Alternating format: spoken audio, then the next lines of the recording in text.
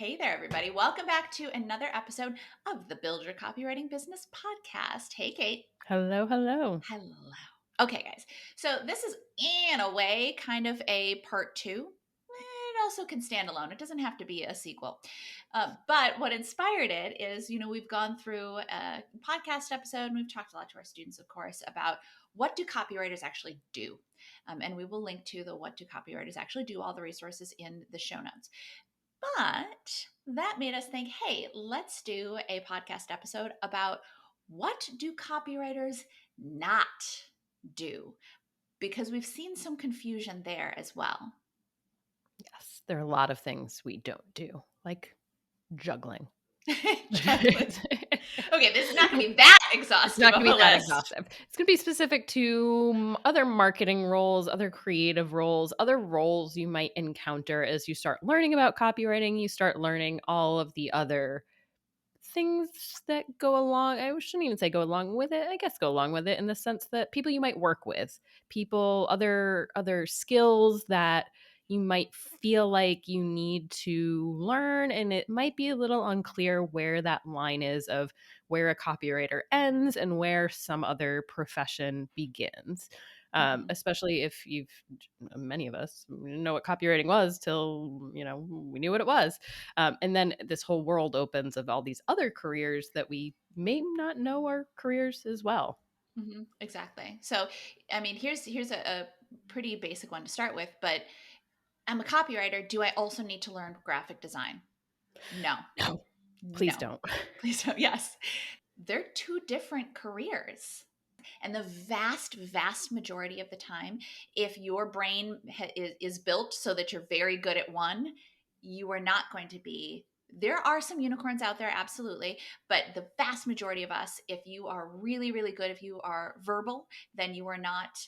If you are able to create verbally, you are not able to create to that same excellent level visually, and vice versa. There are plenty of designers that should never be copywriters.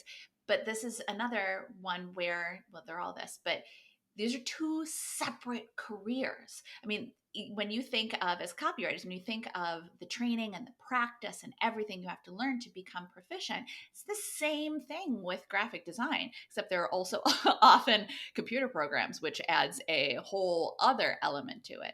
So as a copywriter, do I need to also be a graphic designer? No. Are clients going to expect me to be able to design? By and large, no. And if they do, then they're so naive. They have no idea who does what anyway. That doesn't mean that you have to do it because they don't understand that that's not part of your job. But that is part of the reason why we're always talking about building your network, so that if a client needs a graphic designer, you can say, oh yeah, well, that's actually a separate career, but I definitely have design contacts. Let me reach out and see which ones are available.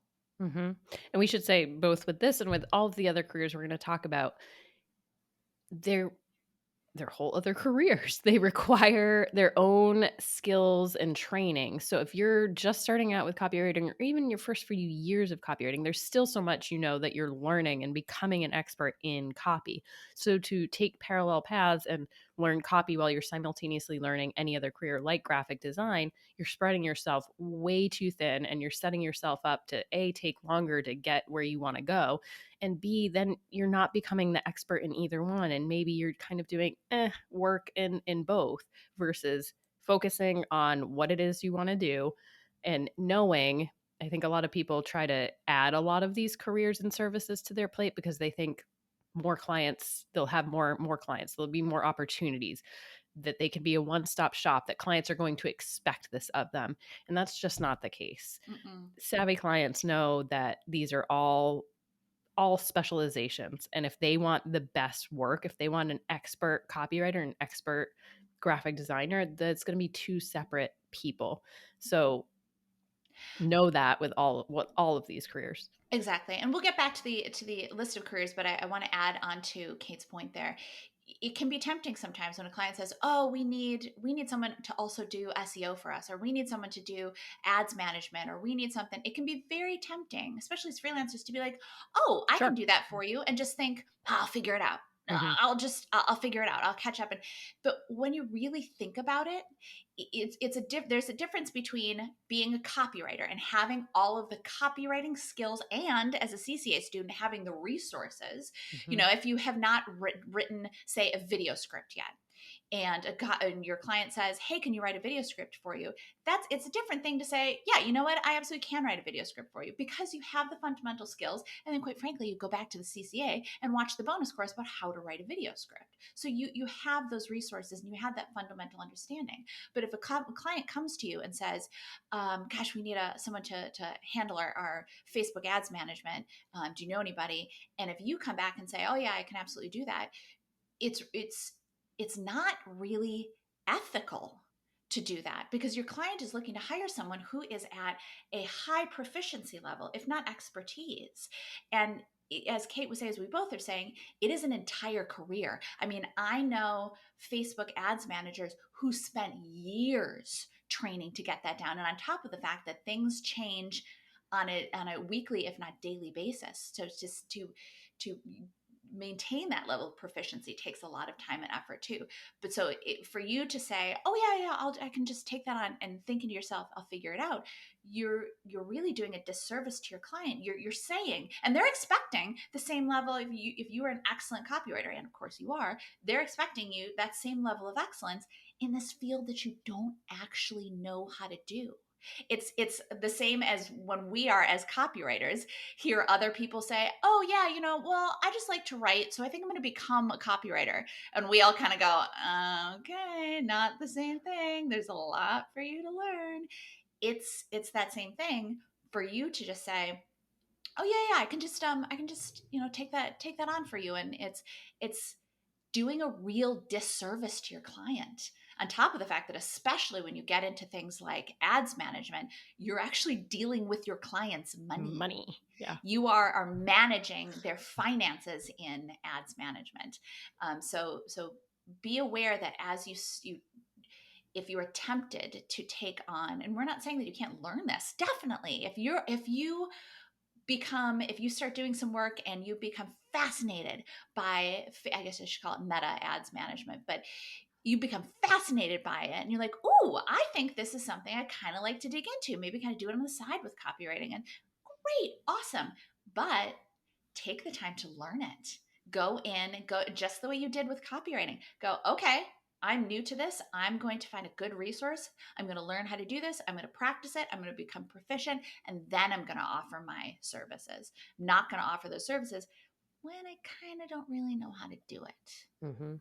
And I know we said it was a disservice to your client's business. Obviously, it's also a disservice to your business because the likelihood of a client working with you again, if you're not delivering what you say you can deliver, is real low. It's not going to happen. And then, word of mouth is really powerful. So we want clients to refer us to their clients and entrepreneur friends, etc. And that's not going to happen. In fact, the opposite could happen of, "Ooh, I worked with this copywriter and they said they could do all of these other things and they can't." Mm, So be real careful. yeah. But I know we were talking, let's jump into ads management since we were talking a bit about ads management. That is another career. That is a full-fledged, and I know you mentioned Meta. There's also Google ads management, which is completely different than Mm-hmm. Meta. Yes. Pinterest ads Pinterest. man. Yep. Mm-hmm. Yep. TikTok ads management. Mm-hmm. um, Network ads management. So off of the social media platforms, all of that. Mm-hmm. Yeah, and everyone is totally different. Yeah. Different types of audiences, different backends of these systems, different ways that you put creative together. Totally different. Yeah. Mhm. Yeah, so it's enough as a copywriter to have to know how to write copy for each of these ads, to write for Pinterest, to write for Facebook, to write for Instagram. There are different elements, right? So a Facebook feed ad, for example, you have the text above an image generally, if you're using an image, which everyone is, or video. And then you have a headline area, and then you have a little line description under that. So you have these different elements you have to fill out, right? Mm-hmm. Google, for example, very, very different with their search ads. If you're doing responsive search ads, I think you have 15 possible headlines, but the character count is under 30. And then your 4 line descriptions under 90 characters. And so that's a ton to remember as a copywriter alone. And then to know how to manage the back end, to know how to be profitable for your client, because that's really all that matters. Um, it's like Nikki said, if you're interested in it, find a course, but do so once you're already up and running with your copywriting business, you're making money, you have some free time and you want to explore this, great. But Mhm. if you do it while you're not hitting your financial goals, that's when you're spreading yourself too thin and Yeah. not going to succeed. Yeah, exactly. There's this idea of like, well, yeah, the more services I offer, the better, then the more money I'll make. And it's really not true. The thing is when you're splitting your focus into multiple services, then you're not giving any of them 100%. And we can tell you absolutely hands down, whatever your financial goal is, unless we're talking like 7 figures in a year, one-to-one services, you're probably not going to hit 7 figures in a year. But if you're looking to get to 6 figures in a year as a copywriter, even we can tell you it's possible to do multiple 6 figures. It's a lot of work, but Mhm. it's possible to do that. But so whatever your goals are, you can get there just as a copywriter. And if you put in the focus, you can absolutely get there. You don't need to be adding additional services.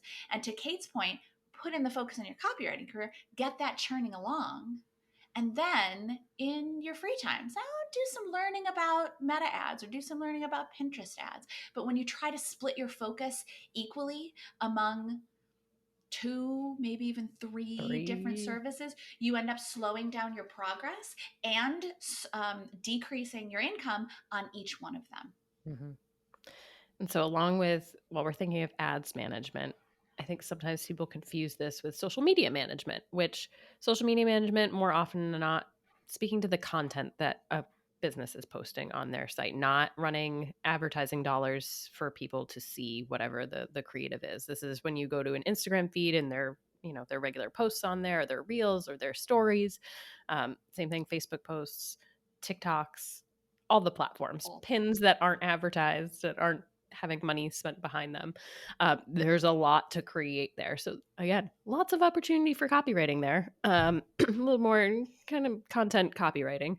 Um, but the management of that and coming up with a content calendar of what is going to be posted when and what the ideas are is a whole other profession.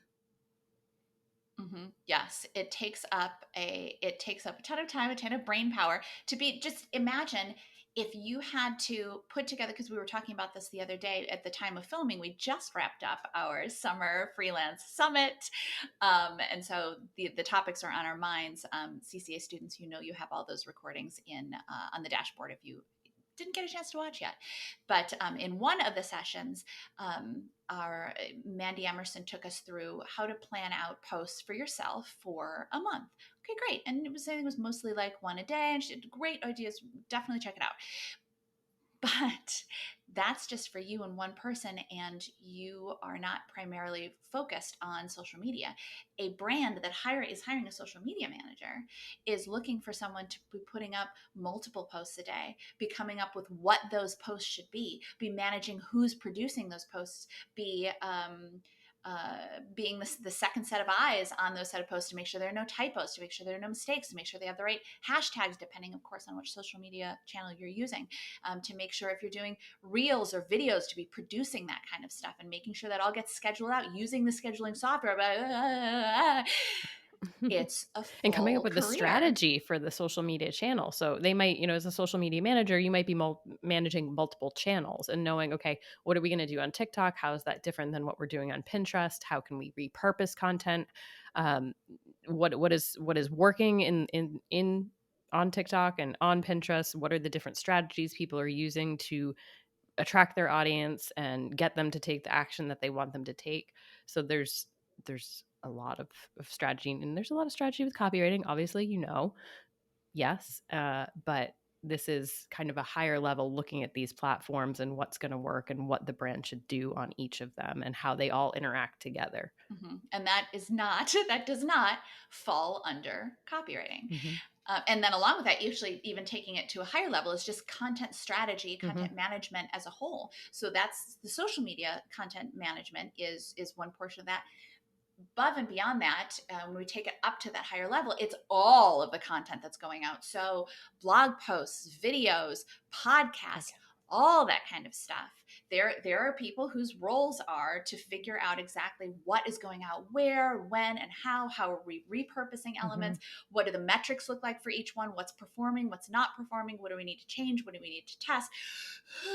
Are we emailing people about it? Are we sending Mhm. what's our email content strategy like Yes. to add another channel? Yes. And Yes. that, I think that I just list all that stuff and I think, oh, thankfully that does not fall under copywriting. Again, that's another thing that if you're like, oh, I kind of think I could get into that. Great. Awesome. Learn about it.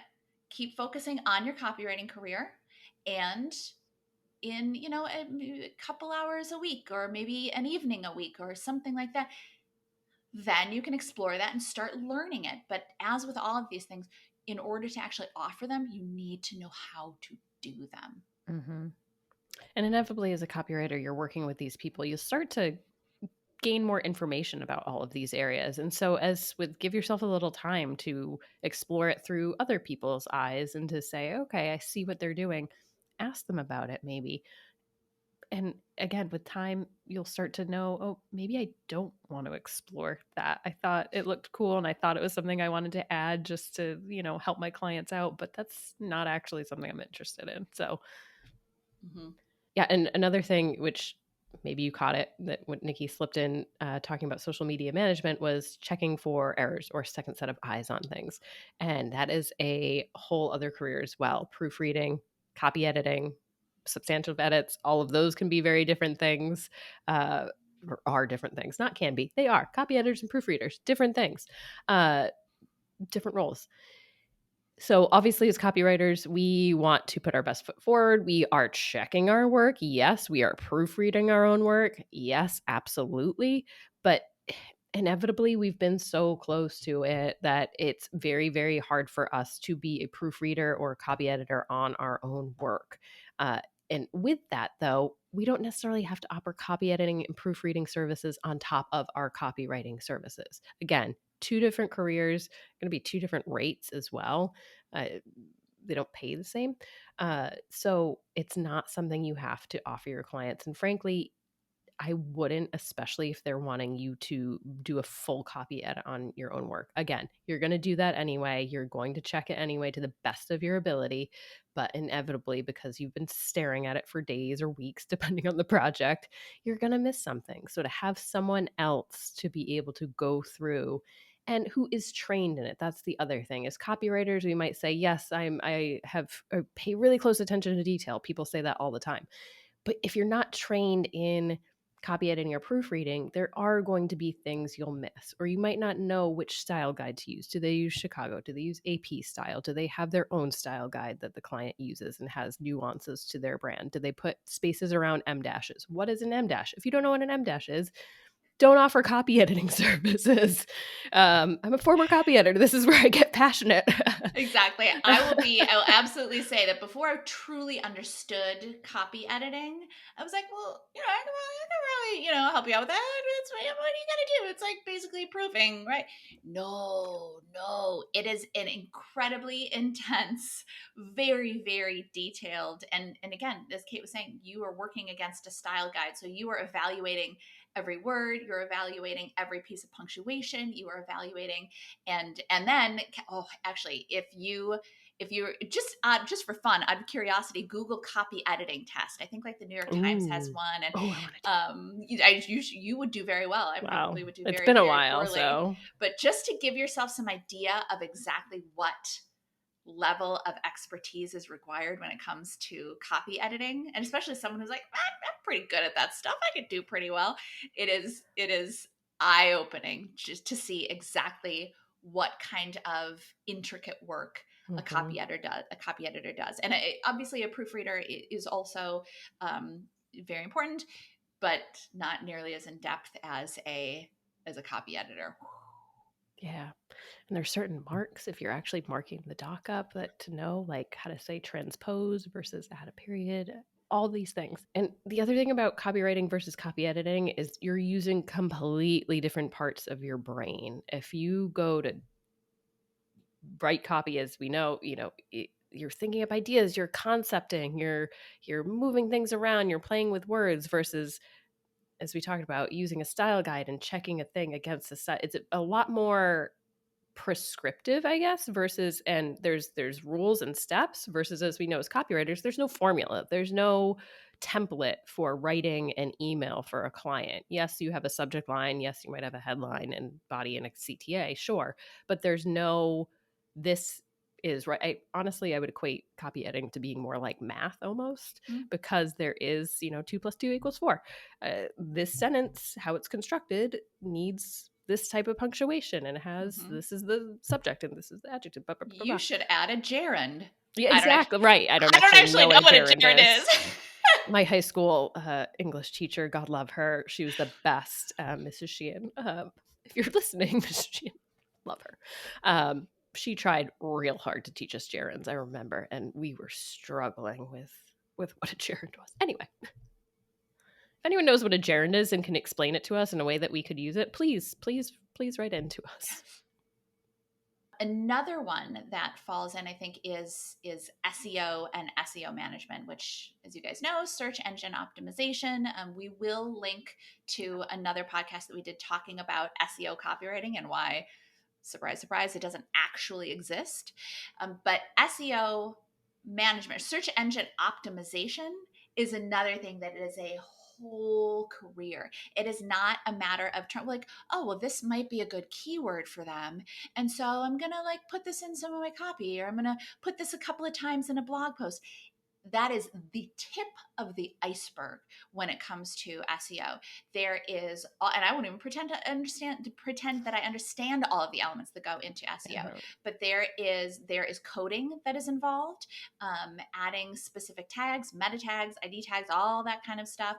Site speed goes into SEO because they're going to, search engines will index sites that load faster, higher. And so then they will show up higher on the list and they're optimized. But there are all kinds of different elements when it comes to SEO. And this is another one of those where it is an entire, I guess there really are, everything else we're talking about here is an entire career. And on top of that, especially with things like SEO and ads management, as we were saying, they're constantly evolving. And I mean constantly.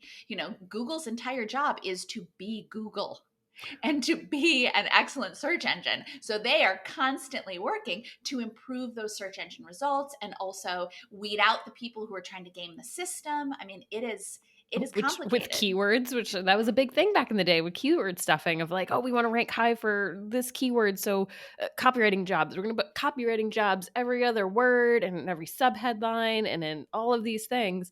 And search engines caught on to that there was some really content out there because people were just shoving these keywords in. Exactly. It is a strategic job. There are a whole bunch of different elements to it, and it does not fall under copywriting. It just doesn't. Another big one, I know we touched on some of the development elements that go into SEO. And so web development is another one. You don't have to build your client's website. That's what developers are for. You do not have to learn how to code. Again, great skill if you want to do it, sure. But that's not anything when it comes to building technology for your clients. Not a copywriter's task. No, not at all in our wheelhouse. And along with that is building funnels, building emails. That's something we do a lot for clients is we write email funnels for them. We take their audience from a place where they just kind of know a little bit about to, through a series of emails, get to the point where they're ready to purchase. And it's very valuable. But actually going in and building the funnels, setting them up within whatever system they're using, ClickFunnels, Drip, entrepreneur, whatever, knowing all of those different systems, knowing how to set up the dependencies, knowing how to set up the delays, all of that kind of stuff, testing it, all of that kind of stuff it is a full career. There are so many different elements to it and I think that this is another one where people are like, well, I could probably figure that out for you. Let me just, and yeah, you might be able to figure out some elements. And I think this is kind of true with all of them. You might be able to figure out some elements, but what do you do when you come up to something that you don't know?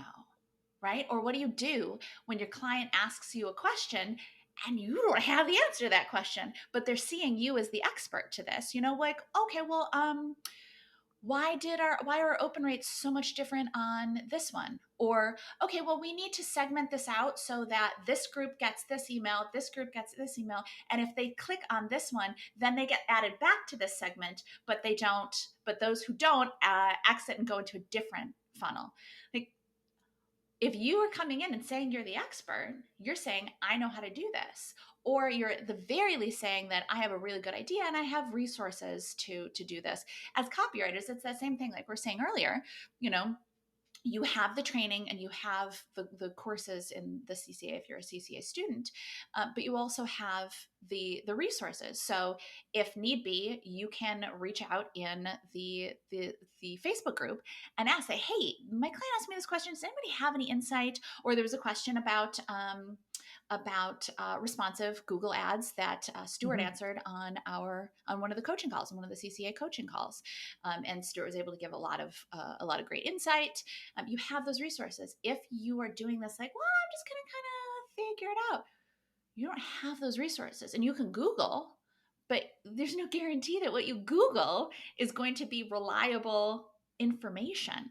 Or up to date again, Or up because to date. things change so fast. Yes. And all these systems, you rattle off Drip. We use Drip. It changes all the time, where they're adding new features or moving things around or calling things by different names, and for the better. We love it. Yes. Big fans of Drip. But yeah, we love it because it's complicated and it lets us do all of the stuff that we need to do. But complicated means that it's harder to learn and harder to implement. And I want to mention too, I know that sometimes, every once in a while, someone will post in the group and say, hey, I saw this job listing and they say they're looking for a copywriter. But as I look through, they say they also, needs to be able to design landing pages, needs to be able to handle SEO, needs to be able to do basic code, needs to be able to, like, wait a minute, does that mean as a copywriter, I'm supposed to know how to do all that stuff? No. This is just a company that's this is clearly a company that's trying to save money by finding someone who can do all of it. But as we were saying, there's no one who's going to be an expert at all of this. They're also probably trying to get someone for like $25,000, $30,000 fresh out of school who somehow magically also has all of these capabilities. Just because a company is looking for something does not mean that's the industry standard. And in fact, I would say that's a red flag. If a company is expecting actually, not even I would say, it's a big red flag. If a company thinks a copywriter should also be equally proficient in design and SEO and coding, I mean, that doesn't even make any sense. You wouldn't expect a plumber to also be equally proficient in wiring, equally proficient in drywalling, equally proficient in all of these. I mean, even I was going general. I was going to anesthesiologist. Like, they're good anesthesiologists. They're not going to do the surgery on me. They better not. Even better. Well, even brain surgeon and not to elevate ourselves. Thank goodness for brain surgeons and all other kinds of surgeons and medical professionals, but just metaphor-wise, a brain surgeon is very different from a heart surgeon, is very different from now actually, I don't know if if a heart surgeon, a vascular surgeon, if there is some overlap there. No, I don't know. I clearly don't know enough about surgery. I watched several seasons of Grey's Anatomy and didn't learn enough. But you guys get what we're saying. These are very different careers. And if someone is if a company is, it's not even expecting, it's like hoping to find someone who's going to do all of that, it says much more about that company and where they are in their business and what they think they can get out of people, it says a lot more about them than it says about you and your skills or anything like that. Becoming, as you are, becoming proficient as a copywriter and practicing and attaining that expertise. Never perfection, of course. None of us are going to be perfect. There's always more to learn. Always more for us to learn. But honing those skills are going to get you to your goals. And again, if you get interested in other stuff, awesome, great. That's the whole point of life, right? Is to keep learning, to keep learning new things and all of that stuff. But if you stay focused on copywriting, that is where your success is going to come from. Let everything else go. Yeah. So I hope that this has taken some concern off of you. Maybe this is one of those few episodes, and if so, great. Or if you haven't encountered this yet, we hope that it will help in the future. And with that, we'll see you guys in the next episode. Bye, everybody. Like what you heard? Hit subscribe so you never miss a video. And if you're ready to take the first step toward becoming a copywriter yourself, sign up for a free video training right here.